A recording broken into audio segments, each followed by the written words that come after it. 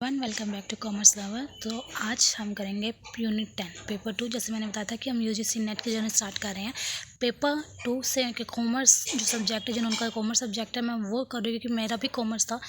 तो चलो करते हैं। सबसे पहले हम यूनिट उठाएंगे 10। और 10 यूनिट कौन सी है? Income tax and corporate tax planning. जैसे आप देख रहे हैं इसमें मैंने इसका सिलेबस जो सिलेबस है एज ए यूजीसी नेट जो वहाँ पे वेबसाइट पर अवेलेबल है, मैंने वही बताया इस पर। सबसे पहली बात, अगर जब आप किसी पेपर की प्रिपरेशन करें ना, उसका सिलेबस है ना, आप अपने खुद अपने हाथ से लिखें। इससे पता क्या होगा, आपको ना रिमाइंड रहेगा कि आपने सिलेबस में क्या क्या है। सबसे पहले देखो, इनकम टैक्स के बारे में बता रखा है भाई, उसका बेसिक कंसेप्ट क्या है, रेजिडेंशियल स्टेटस क्या है, टैक्स मतलब ये सिलेबस आप एक बार गो थ्रू कर लेना ज़रूर, और अपने हाथ से लिखना ताकि आपको पता चले कि आपके सिलेबस में आपके एग्ज़ाम में क्या क्या है। अब मैं आज मैं कौन से स्टार्ट करी? Corporate tax planning. Corporate tax planning में आज मैं कंसेप्ट बताऊंगी, उसका सिग्निफिकेंस बताऊंगी। मतलब करेंगे बट धीरे धीरे से, लेकिन जब एग्ज़ाम नज़दीक आएगा तब हम मतलब थोड़ी स्पीड बढ़ा लेंगे। मेरा क्या है, पहले मैं कंसेप्ट करवाऊंगी, कंसेप्ट के बाद में एमसीक्यू। और एमसीक्यू कौन से होंगे? जिसे मैं गूगल से लूँगी, गूगल हो गया, पीवाईक्यू हो गया, यहाँ से उठाऊंगी मैं गूगल से, ठीक है। उसके थ्रू मतलब ये हो जाएगी, हाँ हमारे कंसेप्ट। और मैं क्या करूँगी, पहले कंसेप्ट फिर एमसीक्यू लूँगी। मतलब ये पता चल जाएगा कि हाँ हमारा कंसेप्ट कैसे क्लियर है। सबसे पहले क्या होगा, आपका कॉर्पोरेट टैक्स प्लानिंग होगा। कॉर्पोरेट टैक्स में आज मैं क्या करूँगी, कंसेप्ट करवाऊंगी और इसका सिग्निफिकेंस करवाऊंगी। चलो स्टार्ट करते हैं। सबसे पहले आता है भाई कॉर्पोरेट टैक्स से ना, पहले कॉर्पोरेट टैक्स को जानने से पहले हम उसके टैक्स के बारे में जानते हैं क्या होता है। टैक्स क्या होता है? रेट और sum of money laid on a person और property for the benefit of the state.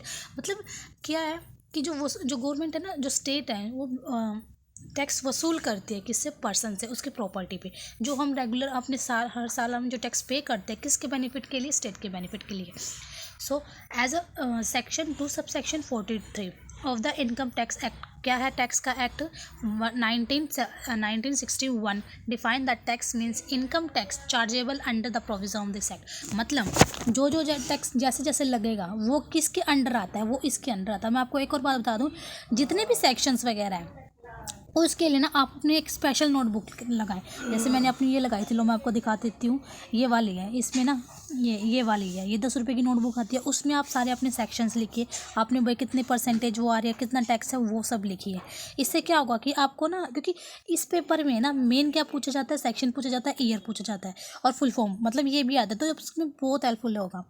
तो आप ऐसे जो नोटबुक लोगे ना, और हाँ सबसे बड़ी बात, जो फुल फॉर्म है उसकी अलग लगाना, इसकी जो ये सेक्शंस है उसकी अलग लेना, और इसकी क्या बोलते हैं इसको, ईयर फुल फॉर्म, और ये जो ईयर्स आते हैं, जो बैंकिंग जो 7th यूनिट है ना हमारी पेपर 2 की, उसमें जो इसके इस्टेब्लिशमेंट ईयर्स आते हैं वो अलग लेना। क्योंकि इससे ना आप मिक्सअप नहीं करोगे ना, तो आपको अलग अलग रहेगा। बाकी रहे ना इनके अलग अलग वो बनाने के नोट्स मैं आपको दे दूँगी, ठीक है। जैसे जैसे हम चैप्टर कवर करेंगे, जैसे जैसे हम यूनिट कवर करेंगे, वैसे वैसे आपको मिल जाएंगे। जैसे मैंने यहाँ पे देखो, ये अलग से नोटबुक बना रखी है, उसके सेक्शंस लिखे हुए हैं। जैसे सेक्शन बता रखा है, जैसे जो टॉपिक जैसे मैंने बोला है, जैसे टॉपिक कवर करूँगी वैसे मैं बनाती जाऊँगी। अब आते हैं अपने टॉपिक पे आगे। यहाँ पे इसमें आएगा, इसके ना टैक्स के 3 स्टेजेस होते हैं। पहले डिक्लेरेशन ऑफ द लायबिलिटी, मतलब ये ना जो इनकम टैक्स है बताता है कि भाई आपको कितने प्रॉपर्टी पे, कितनी इनकम पे कितना टैक्स देना है, ठीक है। वो बताता है भाई आपकी लायबिलिटी कितनी बनती है। That is a part of the status which determine which person respect of what the property are liable, मतलब कितने पे वो पे करना है। दिस असेसमेंट होती है। Method of recovery if a person tax does not voluntary paid. भाई एक बात बताओ, कोई अपनी इच्छा से तो टैक्स पे नहीं करता, आम सी बात है, लेकिन उसको देना पड़ता है। अगर उसकी इच्छा ना हो तो देना ही पड़ेगा उसको। तो गवर्नमेंट क्या करती है, उनका मतलब बता देते भाई आपने इतने इतने में पैसे देने हैं। तो ये हो गया बेसिक इसका मीनिंग, किसका? टैक्स का। अब आता है मीनिंग कॉर्पोरेट टैक्स का। हम जो टॉपिक कर रहे हैं वो कॉर्पोरेट टैक्स कर रहे हैं। रही बात उसका जो ऊपर के टॉपिक है वो भी मैं कवर करवाऊंगी। सबसे पहले आता है corporate tax, which is payable, एक मिनट, अरे which is payable by company. भाई कॉर्पोरेट टैक्स कौन पे करता है? ये कोई पर्सन नहीं, कंपनी पे करती है। कौन पे करता है? कंपनी के पे करती है एट प्रिस्क्राइब फ्लैट रेट, मतलब जो गवर्नमेंट ने रेट फिक्स की है ना उसके ऊपर, ऑन देयर टोटल इनकम, किस पे? टोटल इनकम पर। हाउ एवर स्मॉल, अगर किसी की कम हो रही है, ज़्यादा हो रही है, वो अलग बात है। जिसकी जैसी इनकम होगी उस पर ऐसा रेट लगेगा। मतलब इस लाइन में साफ बोला है, different rate for different types of company and different types of income. बड़ी कंपनी है तो मतलब एज अ टैक्स जितना भी लगेगा वो मतलब उसमें अवेलेबल है भाई, इतने परसेंट है इतने कंपनी के। अगर एक यहाँ पे 1 मिनट बताती हूँ, देखो ये रहा, हाँ ये रहा। जैसे इसने बोला है section 115BA, company having a turnover, अगर 400 करोड़ थी ना पहले 17-18 फाइनेंशियल ईयर में बोला, तो उसके कितने थे 25% टैक्स लगता था उनको, और सरचार्ज मिला, और सरचार्ज कितना था 7% और प्लस 12%, ठीक है। अब सेक्शन 115BAA का कितना था 22% और 10%, और सेक्शन मतलब इन सेक्शन के अंदर कौन सी कंपनी आती है ना उनका टैक्स रेट बताया, इन अदर केस 30%, 7-12% ये बोला गया है, ठीक है। अब आता है प्लस सरचार्ज ज़रूर होता है, सरचार्ज के बोले इसने बोला है company get the tax under section 115BA, rate of surcharge कितना लगता है उनका सरचार्ज 7% लगता है of total income above the 1 crore rupees and up to the 10 crore, ठीक है। एंड द सरचार्ज इज 12% है जिनका 10 करोड़ से ज़्यादा है, मतलब 7% उनका लगेगा जिनका 1 से ज़्यादा है, 1 करोड़ से टर्नओवर ज़्यादा है बट 10 करोड़ से कम है, और 12% उनको लगेगा जिनका टर्नओवर 12 करोड़ से कम 10 करोड़ से कम है, ठीक है। जैसे इसने बोला है अलग अलग कंपनी है, अलग अलग रेट लगेंगे, अलग अलग टाइप ऑफ इनकम पे, ठीक है। अब आता how ever if a company for taxable, अगर कोई कंपनी टैक्सेबल हो जाए, कौन से अंडर सेक्शन बोला है, किस सेक्शन के अंडर 115BEA और सेक्शन 115BAB के अंडर, तो सरचार्ज कितना लगता है 10% लगता है रिस्पेक्टिवली टोटल इनकम, उनकी टोटल इनकम पे। अब उसने क्या बोला हमें, जो following date are applicable of foreign companies, जो फॉरेनर कंपनीज होती है उनका बेस टर्नओवर के हिसाब से कितना लग रहेगा सरचार्ज, उनका टैक्स कितना लगेगा। रॉयल्टी रिसीव्ड और फीस फॉर टेक्निकल सर्विस, को जो भी कंपनी टेक्निकल सर्विस में है ना वो गवर्नमेंट को अगर रॉयल्टी पे कर रही है, any Indian concern under and the agreement before April 1 1976 and approved by central government, मतलब कोई भी फॉरेन कंपनी आ रही है हमारे इंडिया में काम कर रही है तो उसको 50% टैक्स रेट लगता है उसका, अच्छा। अगर क्या है, अगर वो क्या कर रही है, रिसीव कर रही है रॉयल्टी या फिर कुछ भी हो, फी पे कर रही है टेक्निकल सर्विस के लिए फ्रॉम गवर्नमेंट से, देन उसको कितना लगेगा 50%, और एनी अदर इनकम है तो 40%, ठीक है। Got it. अब जो ऊपर मैंने आपको ये बताया था कि भाई अगर 1 करोड़ से ज़्यादा लेकिन 10 करोड़ से कम है तो 7% है, वो ये आती है, वो ये वाली मैंने इसको एक पैराग्राफ में बना दिया, एक डायग्राम के बेस से बनाया। सबसे बड़ी बात है ना, अगर आप कोई भी प्रिपरेशन कर रहे हो एग्जाम के, अपने नोट्स बना रहे हो तो उसका डायग्राम बनाओ, क्योंकि डायग्राम के पता क्या होता है, जब हम उसको रिवीजन करते हैं ना तो हमारे दिमाग में जल्दी से याद आ जाता है कि हाँ भाई ये ऐसे ऐसे हो जाएगा, ठीक है, ऐसे ऐसे मतलब जल्दी से दिमाग में बैठ जाता है, हाँ ये है ये है।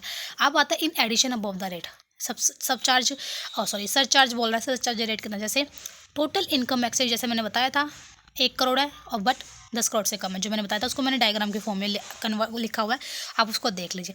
लेकिन उसने क्या बोला, 7% कैलकुलेट कितनी है डोमेस्टिक कंपनी में, और 2% ऑफ कैलकुलेट कितनी है foreign company as per the above rates, ठीक है। And the total income 10 crore की है, अगर मतलब 10 करोड़ से ज़्यादा टर्न ओवर है उसका इनकम का, then 12% tax calculate on domestic company and 5% tax calculate foreign company as per the above rate, ठीक है।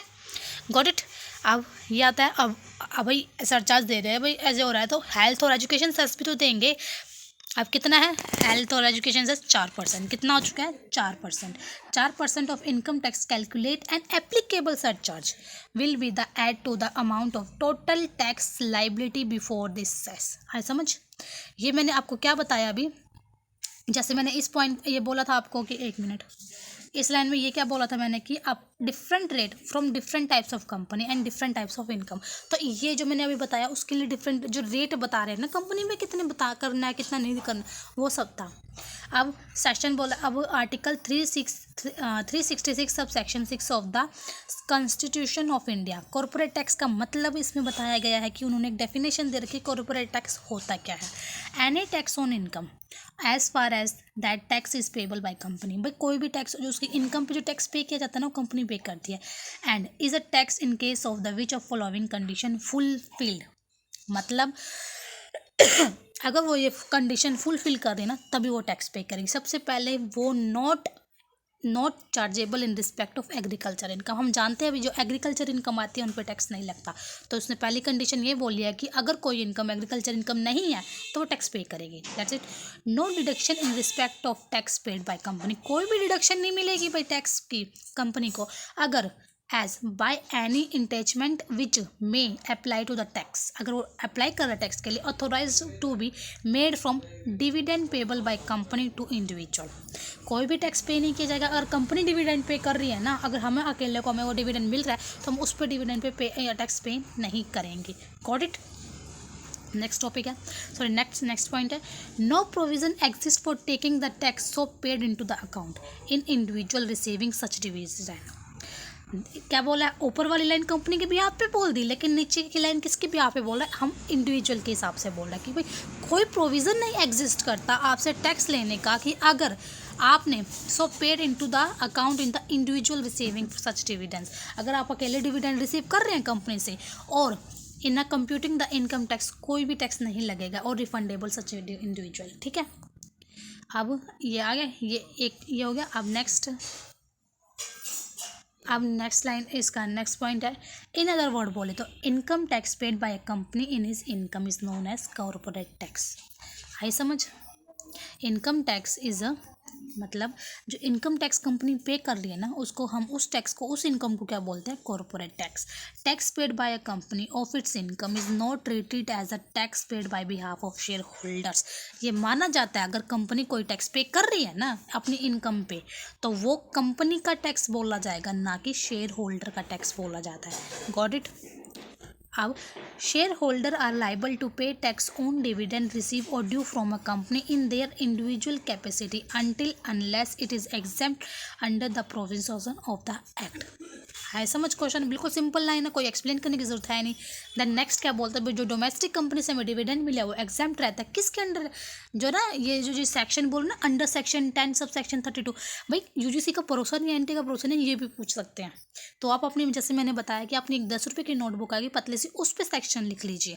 मैंने बाकी जो मैंने भी लिखे हुए, मैं आपको टेलीग्राम पे PDF अवेलेबल करवा दूँगी इस वीडियो की, और जो मैं टॉपिक करवा रही हूँ, जो भी इस वीडियो की जो PDF होगी ना आपको टेलीग्राम पे मिल जाएगी और उसका लिंक मैं आपको डिस्क्रिप्शन में दे दूँगी। ठीक है, अब जो नेक्स्ट हमारा लास्ट टॉपिक है इसका इंपॉर्टेंट पॉइंट्स क्या होते हैं रिगार्डिंग के असेसमेंट कंपनी के। अगर कोई कंपनी टैक्स पे कर रही है, उसका असेसमेंट हो रहा है तो उसके इंपॉर्टेंट पॉइंट क्या होता है, सबसे पहला यही होता है कि जो कंपनी है ना लाइबल टू पे income tax on it's total income पे करेगी, किस पे, इनकम पे करेगी। एंड स्मॉल इट में भाई जो जैसे मैंने पहले बोला, चाहे वो बड़ी कंपनी हो छोटी कंपनी हो जैसे भी हो, लेकिन उसको टैक्स पे करने का एज दे जो भी बनता है। There is no exempt limit, कोई भी एग्जाम्प्ट लिमिट नहीं होगी। कंप्यूटिंग टोटल इनकम मतलब जब कंपनी अपने इनकम को ना कैलकुलेट करती है ना तो वो डिडक्शन लेती है, किस पे, कहाँ से डिडक्शन लेती है, under the flowing section, in section के अंडर जो भी उनको अलो मिलता है ना, मतलब जो इनके अंडर सेक्शंस आते हैं, अलो टू बी कंपनी, जो कंपनी में है भाई, हाँ इनके अंडर आ रहा है भाई, हमें जिससे डिडक्शन मिल रही है from its gross total income, तो वो ये डिडक्शन ले सकती है अंडर दिस सेक्शन।